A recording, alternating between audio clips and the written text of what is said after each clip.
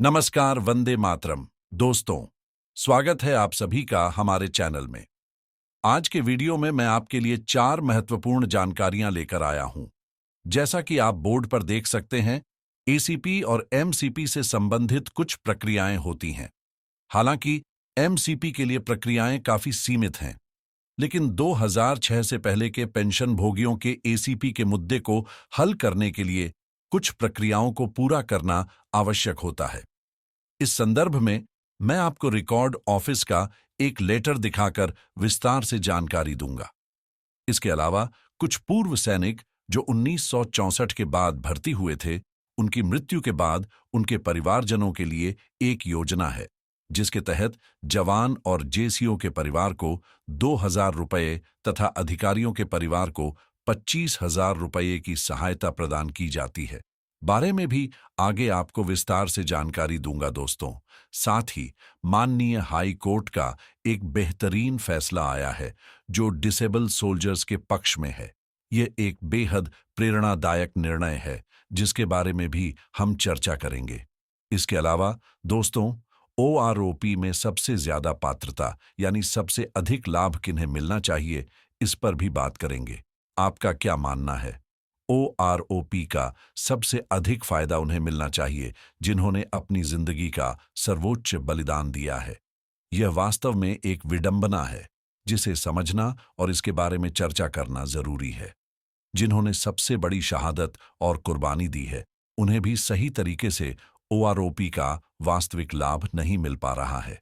यह एक गंभीर विडंबना है जिसे मैं आगे आपको पीपीओ दिखाकर समझाऊंगा। दोस्तों, यह सचमुच विचारणीय और चिंताजनक विषय है। इन्हीं मुद्दों पर चर्चा को आगे बढ़ाने से पहले मैं हमेशा की तरह आप सबसे एक अनुरोध करना चाहूंगा।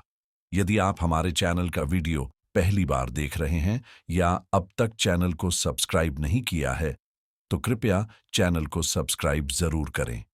यह सुनिश्चित करेगा कि आप चैनल से जुड़े रहें, भरोसेमंद और प्रामाणिक जानकारी लगातार प्राप्त करते रहें और हमारे इस सफर का हिस्सा बने।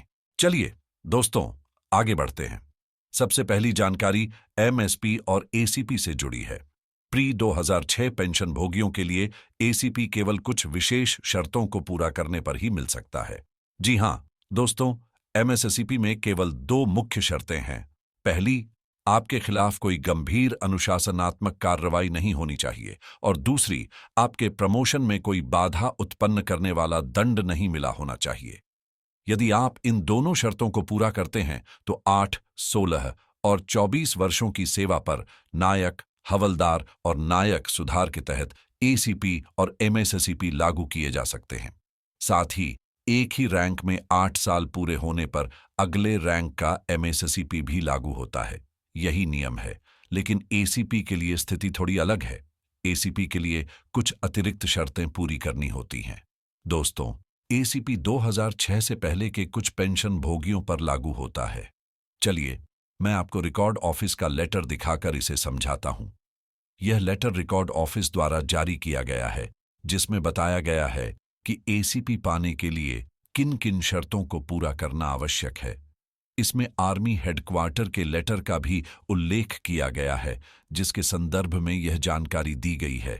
अब देखिए दोस्तों, अगर एसीपी प्राप्त करना है तो इन शर्तों को ध्यान में रखना होगा। तो दोस्तों, एसीपी पाने के लिए किन किन शर्तों को पूरा करना आवश्यक है, आइए इसे विस्तार से समझते हैं। सबसे पहले, जैसा कि आप देख सकते हैं, he should have achieved the requisite trade classification for Naik and Havildar and equivalent age applicable। का मतलब है कि यदि आप नायक के एसीपी के लिए आवेदन कर रहे हैं तो नायक के प्रमोशन के लिए आवश्यक ट्रेड क्लासिफिकेशन आपके पास होना चाहिए। इसी तरह यदि आप हवलदार के लिए आवेदन कर रहे हैं तो हवलदार का ट्रेड क्लासिफिकेशन भी आपको पूरा करना होगा। इसके अलावा ही should be eligible for promotion on the basis of discipline critic का तात्पर्य यह है कि अनुशासन के मानकों के आधार पर भी वह प्रमोशन के लिए पात्र होना चाहिए। यानी आपका रिकॉर्ड अनुशासनात्मक रूप से सही होना चाहिए और उसमें कोई ऐसी बात नहीं होनी चाहिए जो प्रमोशन में बाधा बने।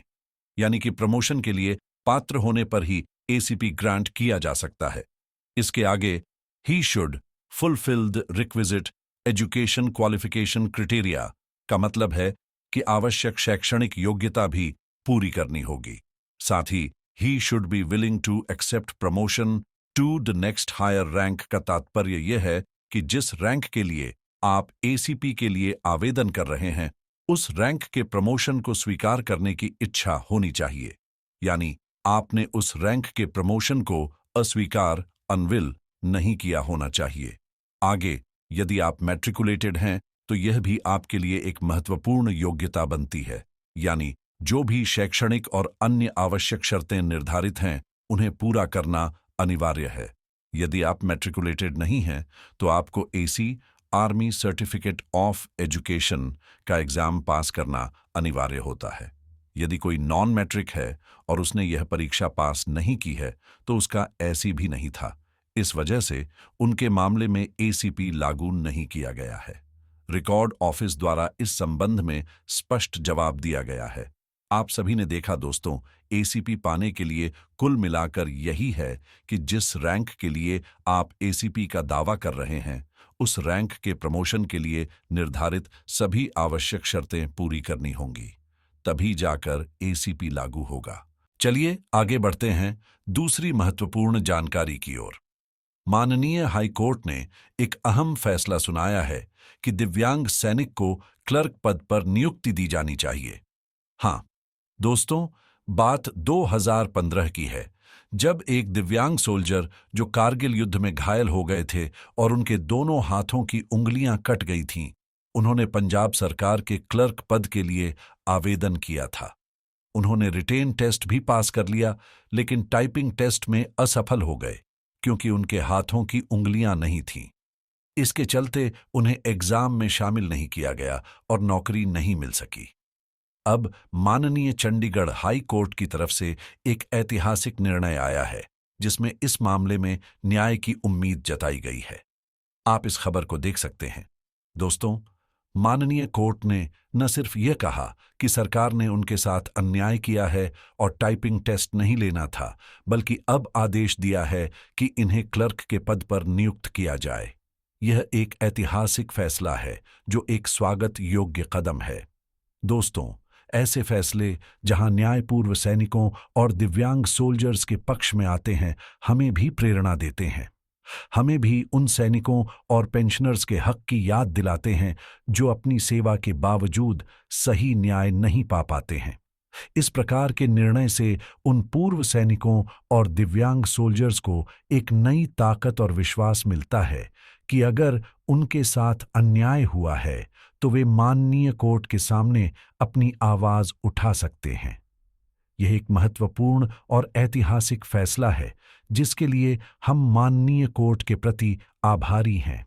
चलिए आगे बढ़ते हैं अगली महत्वपूर्ण जानकारी की ओर। क्या आपको पता है कि पूर्व सैनिक की मृत्यु होने पर उनके परिवार वालों को वित्तीय सहायता मिलती है? हाँ दोस्तों, एक्स ग्रासिया के माध्यम से यह सहायता प्रदान की जाती है। ये राशि किन किन को मिलती है? जेसीओ और ओआर को 20,000 रुपये मिलते हैं और अधिकारियों यानी कि ऑफिसर्स को 25,000 रुपये मिलते हैं। दोस्तों, इस संबंध में एक जानकारी साझा की गई है कि पेंशनर्स की मृत्यु होने पर एक्स ग्रासिया के रूप में यह राशि प्रदान की जाती है। इसमें जवानों और जेसीओ के लिए रुपये 20,000 और अधिकारियों के लिए रुपये 25,000 की सहायता दी जाती है। यह जानकारी सभी गनर्स के ध्यान में लाई गई है। गनर्स का तात्पर्य विभिन्न कोर से है, जो सेना के विभिन्न विभागों में कार्यरत होते हैं। जो भी आर्टिलरी से संबंधित अधिकारी, जवान या जेसीओ हों, उन्हें गनर के रूप में जाना जाता है। सभी आर्टिलरी एक्स सर्विसमैन से अनुरोध है कि वे अपनी संबंधित ग्रुप्स में इस जानकारी को साझा करें ताकि अन्य लोगों को इसका लाभ मिल सके। जब किसी पूर्व सैनिक की मृत्यु होती है तो उनके मृत्यु प्रमाण पत्र को the regiment of artillery association RA, Nashik road camp 422102 में भेजना होता है। यह प्रक्रिया सुनिश्चित करती है कि उनके परिवार को सही सहायता और एक्स ग्रासिया राशि प्रदान की जा सके। यह प्रक्रिया एक्स ग्रासिया ग्रांट के लिए है, जिसमें 20,000 रुपये जेसीओ और ओआर के लिए और 25,000 रुपये अधिकारियों के लिए प्रदान किए जाते हैं। मृत्यु प्रमाण पत्र को regiment of artillery association RIA को भेजा जाना चाहिए ताकि यह क्लेम किया जा सके। ईएसएम एक्स सर्विसमैन जिन्हें 1964 के बाद भर्ती किया गया है और जिन्होंने आरआईए में योगदान दिया है, वे इसके पात्र हैं।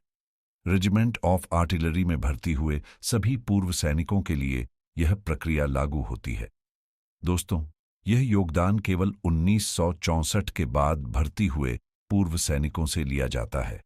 जब इन सैनिकों का निधन होता है तो उनका मृत्यु प्रमाण पत्र regiment of artillery association RA को भेजा जाना चाहिए ताकि उनके परिवार को एक्स ग्रासिया राशि 20,000 रुपये जवानों और जेसीओ को और 25,000 रुपये अधिकारियों को प्रदान की जा सके। इस जानकारी को अपने ग्रुप्स में सर्कुलेट करें और शेयर जरूर करें ताकि जब भी किसी पूर्व सैनिक का निधन हो, उनका मृत्यु प्रमाण पत्र सही तरीके से आरआईए को भेजा जा सके। यह प्रक्रिया उनके परिवार के लिए मददगार होगी। चलिए अगली जानकारी की ओर चलते हैं। ओआरओपी में सबसे अधिक दावेदार क्यों सबसे अधिक वंचित रह जाते हैं? हाँ दोस्तों, मेरे अनुसार ओआरओपी या पेंशन वृद्धि के मामलों में सबसे ज्यादा हकदार वे होते हैं जो लिबरलाइज फैमिली पेंशन प्राप्त करने वाले पेंशनर्स हैं। क्योंकि दोस्तों, लिबरलाइज फैमिली पेंशन केवल तब मिलता है जब देश की सेवा में दुश्मनों से लड़े जाते हुए किसी की शहादत हो जाती है। ऐसे कठिन परिस्थितियों में लिबरलाइज फैमिली पेंशनर्स को सम्मानित किया जाता है। फिर भी यदि इन्हें ओआरओपी का लाभ नहीं मिलता तो यह एक बड़ी विडंबना होगी। चलिए इसका एक पीपीओ दिखाकर आपको समझाता हूं। दोस्तों, यह जो पीपीओ है वह 7वें वेतन आयोग के बाद का है और यह एक लिबरलाइज फैमिली पेंशन पाने वाले पेंशनर का पीपीओ है। इस पीपीओ के मूल धारक सूबेदार साहब थे जो 13 अप्रैल 1982 को शहीद हो गए थे। उनकी सेवा अवधि उस समय 21 साल 2 महीने और 29 दिन थी। लिबरलाइज फैमिली पेंशन केवल उन परिस्थितियों में दी जाती है जब किसी सोल्जर की सुप्रीम सैक्रिफाइस की स्थिति हो, जैसे दुश्मन के साथ लड़ाई के दौरान या काउंटर इंसर्जेंसी ऑपरेशंस में शहादत होती है। चाहे कारगिल युद्ध हो या अन्य कोई महत्वपूर्ण सैन्य संघर्ष, जब कोई सैनिक अपने कर्तव्यों का पालन करते हुए शहीद होता है, तब उनके परिवार को लिबरलाइज फैमिली पेंशन दिया जाता है। उनके घर वालों को जो पेंशन मिलती है उसे लिबरलाइज फैमिली पेंशन कहा जाता है। लेकिन दोस्तों, विडंबना यह है कि ओआरओपी लागू हो गया है और पेंशन में वृद्धि भी हुई है, लेकिन लिबरलाइज फैमिली पेंशनर्स जो सबसे अधिक हकदार हैं, उनके पेंशन में ओआरओपी के तहत कोई वृद्धि नहीं हुई है। यह एक गंभीर समस्या है। आप देख सकते हैं इस पीपीओ में यहां 1 जनवरी 2016 का उल्लेख है जो लिबरलाइज फैमिली पेंशन प्राप्त करते थे। बेसिक पेंशन उस समय 57,311 रुपये थी। सूबेदार साहब की सेवा अवधि 21 साल थी। इस स्थिति में जब ओआरओपी लागू किया गया तो यह एक गंभीर मुद्दा है कि उनके जैसे लिबरलाइज फैमिली पेंशनर्स की पेंशन में कोई वृद्धि नहीं की गई। इनका पेंशन जो था वह 1 जनवरी 2016 को 57,311 रुपये था। इस 57,311 रुपये की राशि कैसे बनी, इसे समझना जरूरी है। दोस्तों, यह जो टेबल आप देख रहे हैं वह ओआरओपी 1 का टेबल है, टेबल नंबर 52, जो लिबरलाइज फैमिली पेंशनर्स के लिए है। यहां पर आप देख सकते हैं कि इस टेबल में उनके पेंशन निर्धारण के आधार पर विभिन्न श्रेणियां और वेतन स्तर दिए गए हैं।